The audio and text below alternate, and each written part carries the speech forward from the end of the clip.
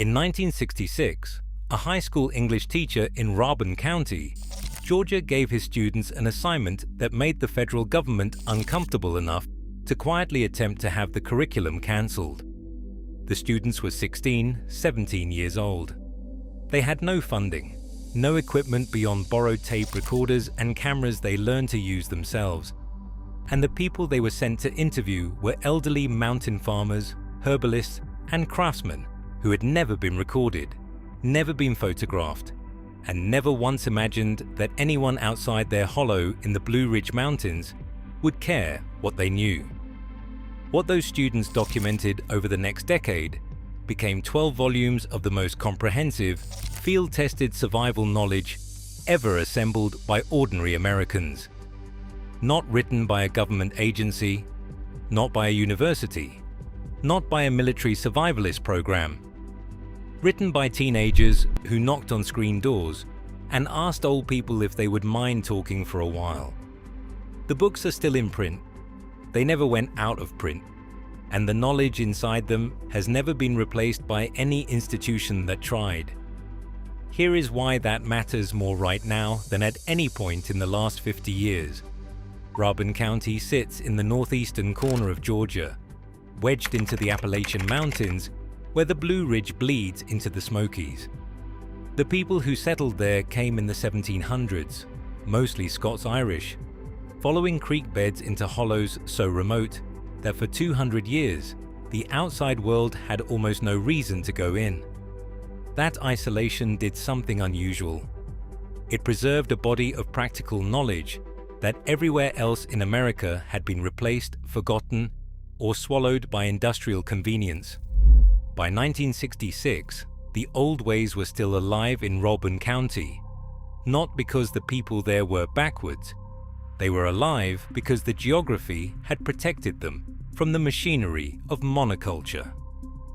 Eliot Wigginton, a 22-year-old first-year teacher from Cornell, arrived at Rabun Gap Nakuchi School and found students who had no interest in standard curriculum. He was failing by his own later admission. So he told his students to go find out what the old people in their community knew before those old people were gone. What the students found when they started knocking on doors was a system, not a collection of quaint folk traditions. A full, internally coherent, deeply tested system of living that required no external supply chain, no government program, no electricity, and no money. The first thing the students learned about was the spring house, a small stone structure built directly over a cold mountain spring. The water runs through the floor. The temperature inside stays between 42 and 50 degrees Fahrenheit year-round. Meat, milk, butter, and vegetables stored in spring water stay cold indefinitely, without ice, without electricity, and without any mechanical part that can fail. The physics behind a spring house are identical to modern refrigeration.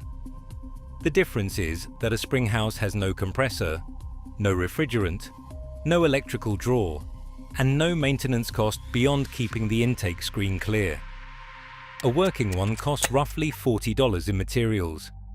A residential refrigerator costs $1,200 on the low end, requires electricity, and lasts 14 years on average.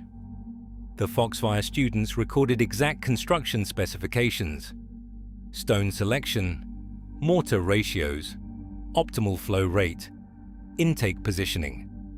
The documentation is precise enough that anyone with access to a cold spring could build one from the book alone. The spring house was just the entry point.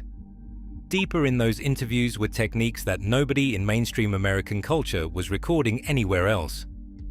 Chimney conjuring, a phrase that sounds like folk magic, turns out to be mechanical engineering so precise it borders on art. The old mountain builders understood that a fireplace is a pressure differential device, the firebox dimensions relative to the flue opening, the angle of the smoke shelf, the chimney height above the roof line. These variables interact to determine whether a fire draws cleanly or smokes back into the room. The Rumford fireplace, which Thomas Jefferson installed at Monticello in 1796, and which modern engineers have confirmed is among the most efficient solid fuel heating designs ever created, operates on the same principles those Foxfire elders described without ever having heard of Count Rumford. They arrived at the same engineering through observation alone. The split rail fence deserves attention for the same reason. The Foxfire elders described a fence requiring no nails, no wire, no hardware, and no post hole digging. Rails stacked in a zigzag pattern, each rank locked against the next by gravity and interlocking weight. A properly built worm fence holds livestock, defines boundaries, and can be disassembled and moved in an afternoon. It does not rot at the post because there is no post. Black locust for longevity. Cedar as a secondary option. Every modern fencing solution that outperforms it requires manufactured inputs. This one requires only a splitting maul and the knowledge of which timber splits clean. The smokehouse is applied food chemistry that predates the academic field of food chemistry by roughly a century. Salt draws moisture from cellular tissue through osmosis. Smoke deposits phenols and organic acids onto the meat surface, creating a second antimicrobial barrier. The Foxfire elders described exact salt ratios by weight of meat and which woods produce smoke with the right phenol content. Hickory, apple, cherry, never pine, never anything with running sap. They also recorded something that does not appear in any modern food safety literature: a thin wash of sorghum molasses applied to cured ham before the final smoke stage, which caramelizes into a glaze that seals the phenol layer beneath it. The resulting product has a documented shelf life at room temperature in excess of 1 year. The United States Department of Agriculture has never formally studied this technique. If you're watching this and recognizing the pattern, subscribe so you don't miss where the story goes next, because this is the part the government actually reacted to. By the time the Foxfire books reached a national audience in the early 1970s, the federal government had spent nearly 4 decades systematically dismantling the knowledge base that made them possible. The mechanism was not censorship, it was geography. The Tennessee Valley Authority displaced over 125,000 Appalachian residents between 1933 and 1979, submerging entire communities under reservoir water. When you remove a mountain farmer from a specific mountain hollow and relocate them to a government housing project in a Tennessee city, you do not simply move a person. You sever the connection between embodied knowledge and the landscape that makes it actionable. The spring house knowledge becomes useless without the spring. The ramp harvest knowledge becomes useless without the specific creek banks, where wild Allium tricoccum grows in April. The highway programs of the 1950s and 1960s cut directly through mountain communities in ways that were not accidental. Route selection studies from that period consistently showed that the path of least political resistance ran through low-income rural communities. In Appalachian counties, those were often the oldest, most knowledge-dense communities in the region. Then came the poverty programs. The Economic Opportunity Act of 1964 replaced self-sufficiency with dependency in ways that collapsed the practical incentive to maintain a kitchen garden, a root cellar, a smokehouse, and a spring house inside a single generation. When federal housing provides electric heat, the chimney conjuring knowledge becomes economically irrelevant before the grandchildren are old enough to learn it. A 16-year-old in 1966 Rabun County still had grandparents who knew all of this. By 1996, the living transmission was broken. The book survived. The chain of practice did not. Knowledge that is not actively practiced does not wait for you. It becomes latent, then archival, then inaccessible to anyone who has not maintained the physical skill alongside the information. You can read about tanning hides with white oak bark and understand the process intellectually. The scraping, the fleshing, the bark liquor made by boiling white oak to extract tannin, but the specific feel of leather at each stage that tells you whether to continue or stop. That part cannot be fully transmitted by a page. The students included photographs, the words the elders used to describe the sensation. It is still incomplete in a way that only becomes apparent when you are standing in front of a half-ruined hide. The split hickory chair tells a parallel story. Green hickory, cut in late winter before the sap rises, splits cleanly along the grain into strips of extraordinary tensile strength. Woven wet and allowed to dry, they shrink into a seat that tightens with use rather than loosening. Museum specimens from the 19th century are still structurally sound. The elders knew which hickory to select, how to read grain orientation before splitting, and the correct strip width at each stage. They knew, without having studied materials science, that quarter-sawn grain in green hickory produces a fundamentally different mechanical behavior than flat-sawn grain. Every component comes from a single tree. The average modern dining chair lasts 7 to 12 years. The split hickory chairs in Rabun County farmhouses were older than their owners. The medical knowledge recorded in those pages occupies a more complicated space. Some snakebite remedies the elders described, specifically cutting and sucking venom, have been definitively disproven and can accelerate tissue damage. But the plant-based treatments have fared better under scrutiny. Plantain used as a poultice for envenomation contains orchobin and allantoin, compounds with confirmed anti-inflammatory and tissue-regenerating properties. Modern pharmacognosy confirmed what the elders already knew by outcome. Ramp medicine follows the same pattern. Wild ramps contain a lysine at concentrations exceeding cultivated garlic, along with quercetin and kaempferol, with confirmed anti-inflammatory activity. The spring harvest of ramps was a pharmaceutical supply chain operating without a pharmacy. Lye soap, made from hardwood ash leached to potassium hydroxide lye and combined with rendered fat at a ratio maintained through a float test using a fresh egg, produces a soap with a glycerin content that commercial manufacturers remove and sell separately. That glycerin is the reason traditional lye soap does not dry skin the way commercial soap does. The mountain communities knew this, though not in those terms. Herb drying, done correctly, is controlled temperature and airflow applied to volatile oil preservation. Lavender dried at high temperature loses most of its linalool. Dried slowly in cool shade, it retains it. The elders knew this by smell. They could tell by the aroma whether the drying had been done correctly.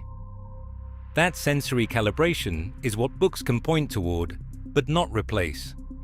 Molasses making from sorghum required a long cook down in a flat iron pan, constant skimming, and a final judgment made by thread consistency rather than thermometer.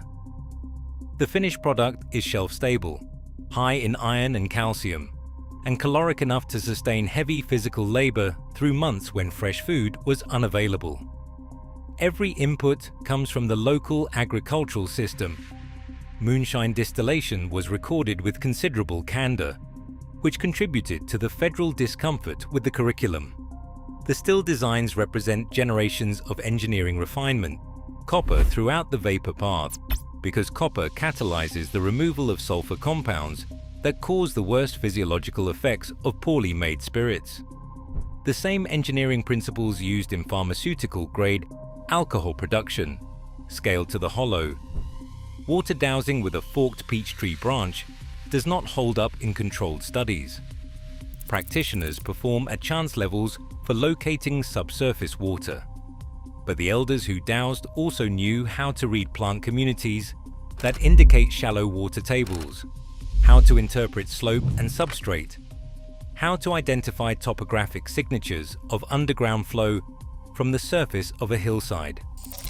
Their success rate at finding water was likely high, because the person holding the branch was reading a landscape they had spent 60 years learning. The dowsing was the ceremony. The knowledge was the substance. Persimmon seed weather forecasting. The practice of slicing a persimmon seed to read the embryo shape as a prediction for winter severity remains genuinely unresolved. There is thin but not zero evidence of correlation with atmospheric conditions during seed formation. What is not unresolved is the broader practice surrounding it. Phenological observation, reading biological cycles as proxies for weather, has been validated by modern agricultural science as statistically meaningful. The elders read the landscape for data. The persimmon seed was one instrument among many. Wart charming sites at the far edge. Spoken formulas. Some of the warts disappeared. Warts are cleared by the immune system, and the placebo response in conditions involving immune function is documented and measurable. Stress reduction, the focused attention of a trusted elder, the weight of ritual performed with conviction. These plausibly affect immune response in ways dermatology has studied in other contexts. The students wrote down what the elders said and let it stand. That editorial discipline is part of what makes the books last. Wigginton and his students decided to record without filtering, without imposing their own judgment about what was credible. 50 years later, the entries that seemed most absurd have been validated by engineering analysis and food science. The entries that seemed most mystical remain open questions. That is exactly what honest documentation looks like. By 1975, the first Foxfire volume had sold over 3 million copies. The royalties went back to the school program in Rabun County. More volumes followed, eventually 12. The federal curriculum review that Wigginton faced in the early 1970s was framed as a concern about teaching technically illegal activities in a public school. His response was that he was teaching his students to document their culture, and that their culture included distillation, whether the federal government found that convenient or not. The review found no basis for action. The program continued. The Tennessee Valley Authority built 29 dams. It could not displace a book. The poverty program spent billions of dollars creating dependency structures that took decades to unravel. They could not unwrite a paperback. The highway programs cut through mountain hollows and severed communities from the landscapes that held their knowledge. They could not cut through a library shelf. 12 volumes, $8 each, available to anyone. The knowledge of how to build a spring house, manage a smokehouse, conjure a chimney, split a rail fence, tan a hide, weave a hickory chair, cure a ham, distill a medicinal spirit, make lye soap, harvest ramps at peak potency, dry herbs correctly, treat a bite with what grows underfoot, read a seed for what winter is coming, and read a landscape for water without a machine. All of it is there. Documented by teenagers in Rabun County, Georgia. Kept in print for 50 years by demand nobody in Washington anticipated, and nobody has managed to stop. Somewhere right now, someone who bought one of those paperbacks is building something from what the old people of the Blue Ridge Mountains knew. They are learning something the government spent 40 years trying to make irrelevant.